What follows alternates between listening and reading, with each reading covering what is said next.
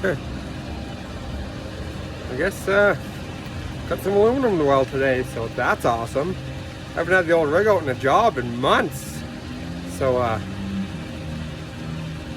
kind of excited. It's gonna be a beautiful day. Woo, it feels good to be rolling down the highway, even though it's just a little job. Man, you know what? This is where it's at, right here, rolling in the big rig. Oh, what we have here is a trailer. It blew a tire, blew 2 cross members out, bent one, broke off the wide load light, the mud flap hanger. But cross members are still available to buy for this trailer. So I told a customer to go buy 1 cross member, and I'll try to cut them in half, get them finagled out, and then put half there, half there. And I could weld them in the center, but I'll probably just drill and bolt it. So, should be a nice little job. All just bolts together. We'll straighten that guy out. And you know, beautiful sunny day.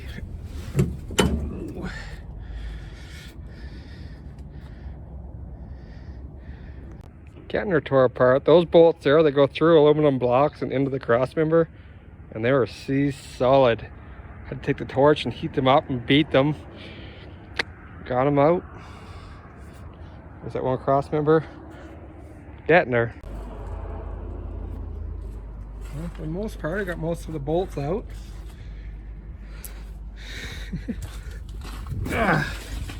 These cross members slide in through there. So we're hoping. I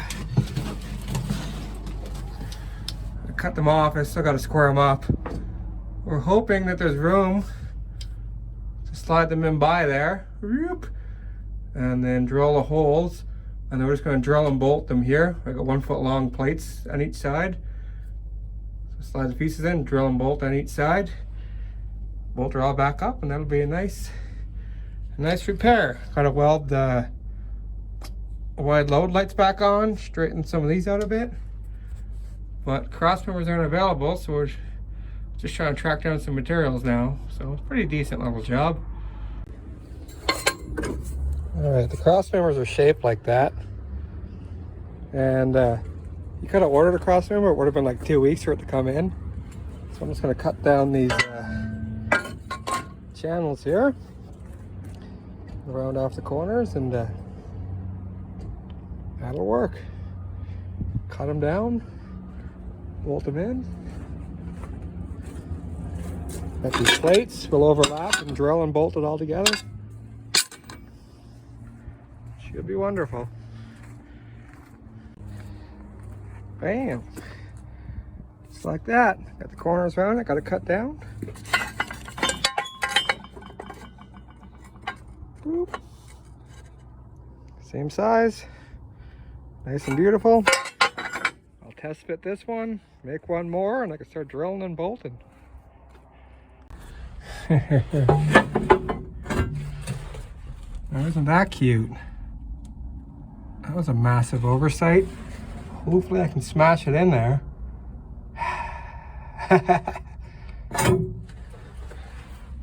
Down at this time. If I would have cut these, if I would have left these a bit longer, they would have slid right in.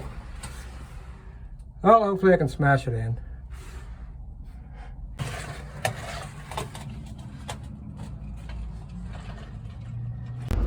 Well, that was crazy. The customer comes back from running around getting parts, and they got the cross member jammed in there. And I was like, I think I may have screwed up real bad here. But enough. I pulled the cross member back out, and the hole the cross member slides through, I just had to die grind the top a bit, and then pounded it in there with wedges against the frame on the other side. Got it pounded in enough that it cleared the frame. Then got it up, and then we took I backed my truck up, ran a chain through the hole, hooked it at the end of the cross member, and then the other end we hooked it to the vise on my truck and took a come along and cranked it and sucked it in. So yeah, one cross member in place, and we ran out of days, so we're back at her tomorrow. Customer likes to be right in there with me helping, so I don't want to be filming while I'm on the clock, so I'll try to show you a finished product, but a little tense for a minute there, but it's going good. Yeah, it's starting to come through at an angle there. Let's hammer a wedge in the back, jam her in at an angle until it could clear. Instead of die grind the top of that hole out a bit so it can fit it on that angle. Once we get her in straight, put a come along chain through that hole, backside of the cross member, and suck her in. Look at that. Ooh.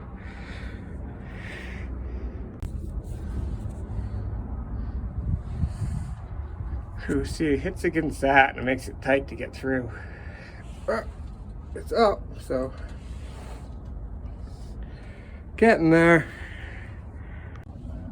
There we go. We got a chain hooked on the cross member. Chain through the hole. I'll back my truck up and hook the come along to my vise. Crank this sucker in. There we go. Dirty old cable come along. I got a couple good chain come alongs in my truck, but this thing worked last time, so let's roll with it. Old guys love their cable come alongs. You know what? I'm a bad YouTuber. YouTube's hard. I didn't get any final pictures because the customers there are helping me tighten up bolts and going through it, so I didn't want to look like an idiot taking pictures and stuff while I should be working. So, but I put 2 cross members in, sandwiched those plates on each side of the joint, drilled 4 holes on each side, so 8 bolts, bolted them together. So it looks like that cross member in place with plates bolted to each side. So looked awesome, worked good. Had to bolt and weld in back the wide load light and the mud flap. And you may be wondering why I bolted the cross members instead of welding them. And that trailer, or most big trailers, are made out of a high tensile heat treated aluminum. It's real rigid stuff. So any aluminum, you can buy the fanciest aluminum you want. Like some aluminum is stronger than steel, but it's tempered and heat treated. So as soon as you weld it, it just turns it right to mush. It turns it to cheese. It softens it right out. It takes the temper out of it.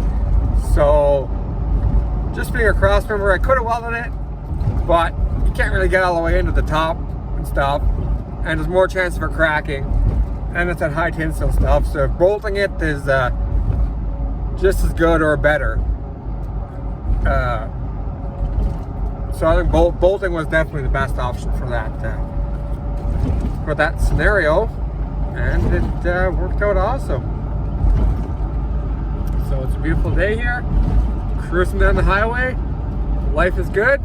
I hope you guys are all good, and sorry for the video with no ending, but it just looks like plates and bolts, so that's all I missed out on. I'll talk to you later, guys.